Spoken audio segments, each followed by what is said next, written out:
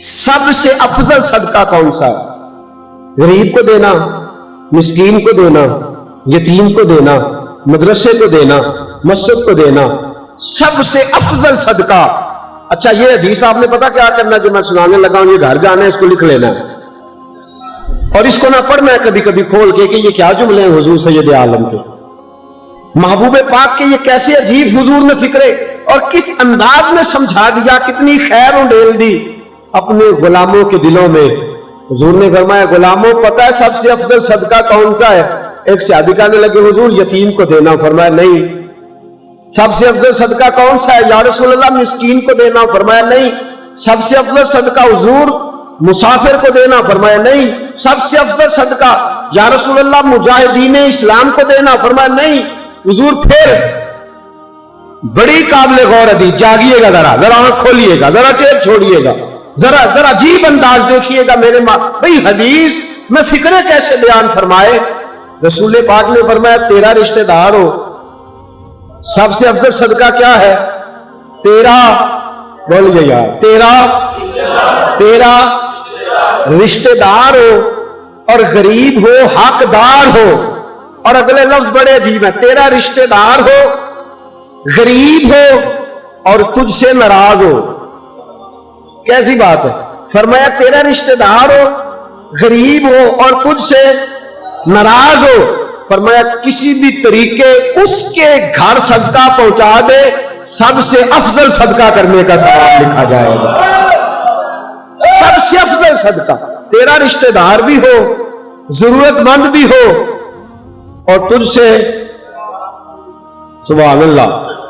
ہمارا تو حال یہ ہے کہ اس کو کسی طرف سے آتا بھی ہو تو ہم روک دیتے، کہتے ہیں نہیں ایڈا تگڑا کام کرے ہیں تو یہ نکال ہی دیں ہو، یہ چار منڈے نے کما کے کھان ہو، آپ اس کو کیا بھائی؟ فرمایا تیرا رشتہ دار ہو، حقدار ہو، ضرورت مند ہو، شرط یہ بھی لگا دی کہ ساتھ تجھ سے ناراض بھی رہتا ہو، اس کو تو صدقہ دے گا تو اللہ تجھے سب سے افضل صدقہ کرنے کا ثواب عطا۔ تو توڑنے والوں نہ بنو، جوڑنے والے بنو، جوڑ جاؤ۔ حضور نے فرمایا تم خلاف واقعہ بات بھی کرنی پڑے نا، پہلو دار بات بھی کرنی پڑے، اگرچہ واقعہ ایسا نہ بھی ہو، پہلو دار بات بھی کرنی پڑے نا تو کرو، صلح کرا دو۔ حالانکہ حضور کبھی بھی پہلو دار بات کو پسند، مشکوک بات کو نبی پاک پسند نہیں فرماتے۔ فرمایا پہلو دار بات بھی کرنی پڑے، تھوڑی سی تمہیں گول بات بھی کرنی پڑے تو کر دو، لیکن صلح۔ تم گئے بڑے اور چھوٹے بھائی کی لڑائی ہو گئی، بڑے کے پاس گئے، اس نے کہا چھوٹے صلح کر لے، اس نے کہا بڑا نالائق ہے، بدتمیز ہے، میری توہین کرتا ہے، عزت نہیں کرتا، میں نہیں صلح کرتا۔ اب آپ چھوٹے کے پاس آئے، اس کو آپ نے کہا میں تیرے بڑے بھائی کے پاس گیا تھا، یہ نہیں کہنا کہ اس نے یہ لفظ کہنا یہ ہے کہ وہ کہہ رہا تھا میری تو جس دن سے لڑائی ہوئی ہے میرا دل ہی نہیں لگتا۔ کہنا یہ ہے کہ میرا دل ہی نہیں لگتا، میرا تو چھوٹا ہے، میرے بیٹوں کی طرح ہے، ایک اماں کے ہاتھ کی روٹیاں کھائی ہے، ایک باپ کے کندھوں پہ کھیلے ہیں، ایک آنگن کے دو پھول ہیں، دل لگتا ہی نہیں۔ اور چھوٹے کے پاس گئے تو چھوٹے سے جا کے کہا کہ بڑے سے صلح کر لے، تو چھوٹے نے کہا وہ تو سارے پیسے کھا گیا ہے، وہ 5 مرلے بھی اپنے نام کرا گیا، وہ والے 6 مرلے بھی ہڑپ کر گیا ہے، بینک بیلنس بھی سارا لوٹ کے لے گیا ہے، موٹر سائیکل بھی لے گیا، فلانی چیز بھی لے گیا، چھوڑا ہی کچھ نہیں۔ چھوٹے نے تنقید کر دیا، باپ بڑے کے پاس گئے تو یہ باتیں نہیں بتانی جا کے۔ کہنا یہ ہے کہ تیرا چھوٹا بھائی کہہ رہا تھا کہ میرے بڑے بھائی کے لیے تو میری جان بھی حاضر ہے، میری جان بھی حاضر ہے، میرا بھائی جو ہوا کوئی بات نہیں، میں مال کو کون سی اہمیت دیتا ہوں، تجھے پہلو دار بھی بات کرنی پڑتی ہے تو کر، لیکن بچھڑے ہوئوں کو ملا دے، دو الجھے ہوئوں کو قریب کر دے۔ اور میرے رسول پاک صلی اللہ علیہ وسلم نے صحابہ سے فرمایا میں تمہیں نماز سے افضل امر نہ بتاؤں، نفلی روزے سے افضل امر نہ بتاؤں، صدقات و خیرات سے افضل عمل نہ بتاؤں، میں تمہیں نفلی حج اور عمرے سے افضل عمل نہ بتاؤں؟ حضور بتلائے، فرمایا تو بچھڑے ہوئے کی صلح کرا دے، اللہ تجھے نفلوں کا ثواب بھی دے دے گا، صدقے کا ثواب بھی دے دے گا، نفلی روزے کا ثواب بھی دے دے گا، اور تو گیا کو نہیں گھاری بیٹھا حج عمرے کا ثواب بھی عطا فرما دے گا اگر تو دو بچھڑے ہوئوں کو ملا دے گا، اگر تو صلح کرا دے۔ اور پھر تیسری بات یہ ہے کہ معاف کرنا شروع کریں، جھگڑے ختم ہو جائیں گے۔ معاف کرنا شروع کریں جھگڑے۔ حبار بن اسود اللہ کے رسول صلی اللہ علیہ وسلم کی سب سے بڑی صاحبزادی کا قاتل ہے، حضرت زینب رضی اللہ تعالیٰ عنہ آ رہی تھی مکہ سے مدینہ کی طرف، اس نے نیزہ مارا، آپ گر گئی، بطن اطہر میں اولاد تھی، بچہ ضائع ہو گیا، شدید بیمار رہنے کے بعد وصال کر گئی۔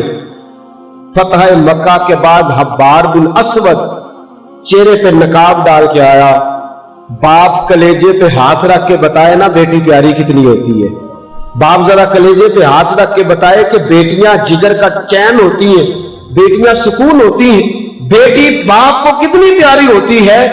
بیٹی کا قاتل سامنے کھڑا ہو گیا، چہرے پہ نقاب ڈالا ہے، کہتا یا رسول اللہ صلی اللہ علیہ وسلم بہت بڑا دشمن بھی آ جائے تو آپ معاف کر دیتے، جاگ رہے ہیں آپ لوگ؟ فرمایا بہت بڑا دشمن بھی آ جائے تو معاف کر دیتے ہیں۔ حضور نے فرمایا حبار چہرے سے نقاب ہٹا، بیٹیاں بھولا نہیں کرتی، تو کلمہ پڑھ میں تجھے بھی معاف کرنے کو تیار۔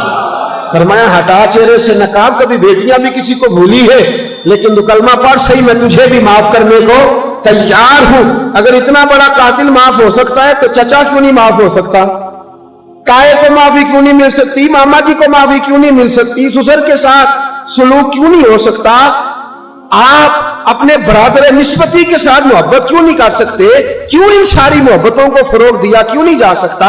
اگر قاتل کے ساتھ ظالم کے ساتھ صلح ہو سکتی ہے، اگر ابو جہل کا بیٹا اکرما کلمہ پڑھنے آئے اور میرے رسول منبر پہ کھڑے ہو کے استقبال فرمائیں اور صحابہ کہیں یا رسول اللہ وہ تو کافر اور دشمن کا بیٹا ہے، فرمایا پہلے دشمن کا بیٹا تھا، آج تو مومن بن کے کلمہ پڑھنے آیا۔ وہ پہلے کی بات ہے، استقبال کیا جا رہا ہے۔ عزیز دوستو، تیسری بات یہ ہے کہ معاف کرے، اور چوتھی بات یہ ہے جب کوئی معافی مانگنے آ جائے نا پھر اس کو معاف بھی کر دے۔ جڑے گا معاملہ تب بھی، معافی دے بھی اور معاف جی، بڑا مشکل معاملہ ہے۔ لڑائی ہو گئی، جھگڑا ہو گیا، اچھا پہلے کئی دفعہ سلام لے لیتے، ہمارا ماحول بڑا جی پہلے سلام کا ہو جاتی ہے، لیکن بیٹے کی شادی کا کارڈ بھیج دیا تو کارڈ واپس کر دیا، میں نے منگنی کے لیے سدیا تو میں نہیں آؤں گا۔ واہ جی واہ، بھائی منگنی پہ آپ کا آنا کوئی ضروری تھوڑا تھا، جب گھر والے کا دل کرے بلائے۔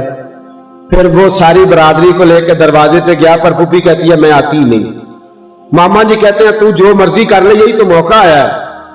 حدیث سناؤں، اتنے سخت لفظ، اتنے سخت، رحمت للعالمین رسول اتنے ناراض نظر آتے ہیں۔ حضور نے فرمایا ترغیب بالترہیب میں حافظ منذری رحمت اللہ علیہ حدیث لائے، رسول رحمت صلی اللہ علیہ وسلم نے فرمایا جس سے اس کا بھائی معافی مانگنے آیا اور اس نے معاف نہ کیا، جس سے اس کا عزیز، اس کا دوست، اس کا رشتہ دار، اس کا مومن بھائی معافی مانگنے آیا اور اس نے معاف نہ کیا، فرمایا اگر معاف نہیں نہ کرنا تو میرے حوض کوثر پہ نہ آئے، میں جام نہیں پلاؤں گا۔ حوض کوثر پہ بالکل نہ آئے، مجھ سے جام کا مطالبہ نہ کرے، سخت گرمی کے ماحول میں نہیں جام پلاتا، اگر مجھ سے جام لینا ہے میرے ہاتھوں سے، جب بھی کوئی معافی مانگنے آئے فوراً معاف کر دیا کرو، جب بھی کوئی۔ اور معافی بندے کے لیے نہیں دینی، اللہ کی رضا کے لیے دے دی۔ بندے میں تو کوتاہیاں موجود رہیں گی، بندے میں تو غلطیاں موجود رہیں گی، آج اختلافات ہے رشتہ